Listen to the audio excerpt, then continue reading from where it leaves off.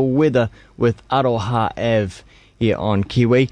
Time now is 16 minutes past 9. The Radio Wammo Breakfast. The Geek Show. Joining us today from The Geek Show, he's back. It's been a while. It's Calvin from The Geek Show, 2 3s rather than 2 E's.com. How you doing, Calvin?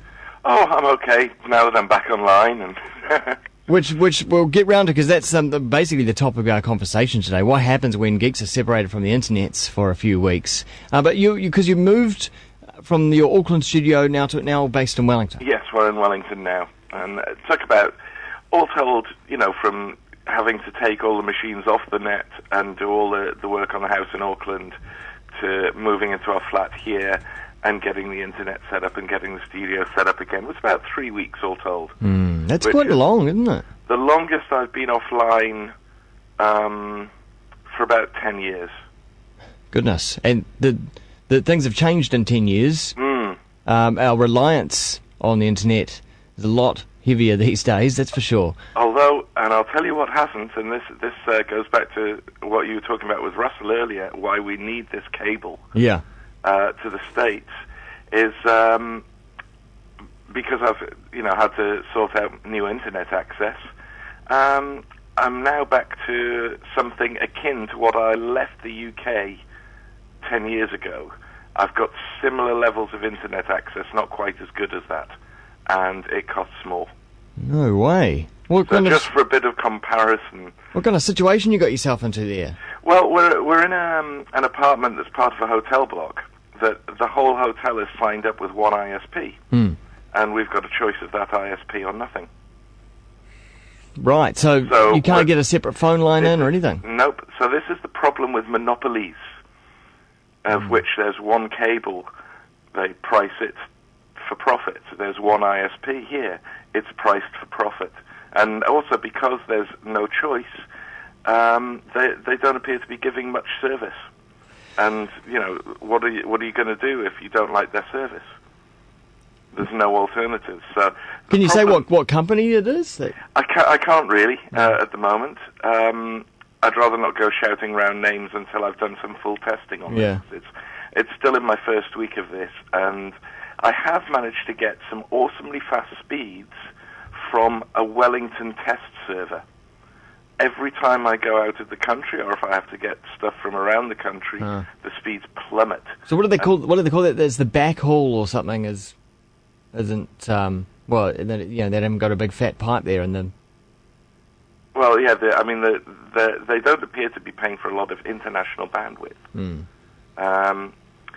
So yeah, that's been a bit of a shock, finding out that I'm coming here and being given what they call broadband, and finding out that really it's like what I had back at home, in the UK, at home, not as a business line or anything like that. And it's actually a bit slower than that. And when I left the UK 10 years ago, my home account was unlimited bandwidth and unlimited downloads, whereas this, you start paying extra after 3 gigabytes. Now, this is a shame, because from what I hear normally about Wellington Central is that it's very well served, because they've got the fibre running around there, and they've got this, what is it called, CityLink? CityLink, yes. Yeah. Yes, there are sections that are very well served, but unfortunately this is just what happens when you get stuck in somewhere with a monopoly. Yeah. So this isn't particularly New Zealand's whole situation, but it is very indicative of what happens when monopolies get power. Yeah. Well, let's talk about the past couple of weeks when you didn't have any access at all. Yes, and some of it I didn't even have my computer up and running. Yeah. How does a geek cope? That was all a bit strange. Yeah. Well, thankfully, we've got a little Vodafone Vodem stick and a mobile phone, which both have got very small amounts of bandwidth each day, 10 megabytes or something. Yeah.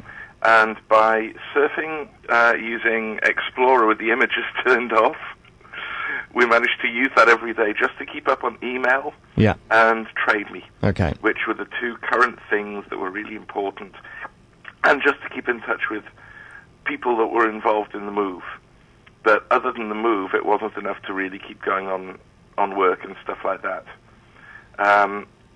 And when this is very interesting, actually. When you start surfing the net knowing that you've only got 10 megabytes that day, or you're going to start eating into your Vodem credit and stuff like that. You notice some sites are coded quite well for people with low bandwidth, others really badly. You see some terrible sloppy HTML where if there's an image, okay, in the markup text, there's a couple of important things. If you've got an alt text, it means if there's no image, or when you hover over the image, it tells you what that image is of. Right. What should be there. What should be there. So if people haven't got that, then image navigation without that is terrible. It's impossible. Also, image size. Now, a lot of people, if you just put an image into a web page, it'll come up at the natural size. If you tell it exactly what that size is in pixels, when that image isn't there, the thing that says the image isn't there stays that size. Right, so there's still a space. It shrinks down into a little square block. Yeah. So some sites where people have kept the image sizes in and hard-coded them in by hand, it looks fine. All the images actually stay, even though they haven't got images in, they show you the layout of the page. Yeah. But one where they've been a bit lazy and haven't put that in, because why would anybody want to turn off images, you find that their web pages just break, they go all over the place. So I found that amusing and playful. It's hard though, as a website owner, you're not sure who you should be catering for these days. You know, whether or not you should be going for people with high bandwidth because that's where everyone's headed, or you should still cater for people on dial-up. Well, it depends on your business, very much so. I mean, there's one site, and I will mention names here because it was absolutely appalling. I clicked off a link onto the Herald website. Yeah.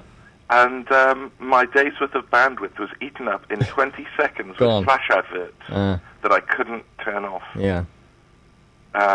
Flash is a problem there, isn't it? Isn't it? Because they all sucked in video and they were queuing it up so that they would behave well for somebody wanting a flash experience.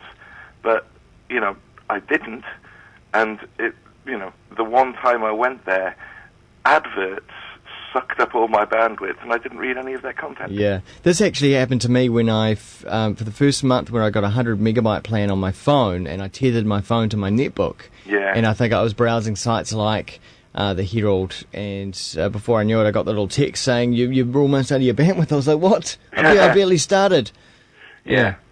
And more people are doing that as well. The tendency is now that it's not that if you don't work in an office, you work from home. It's more like if you don't work from an office, you're working from coffee shops and home and on the train or the bus or in other people's offices.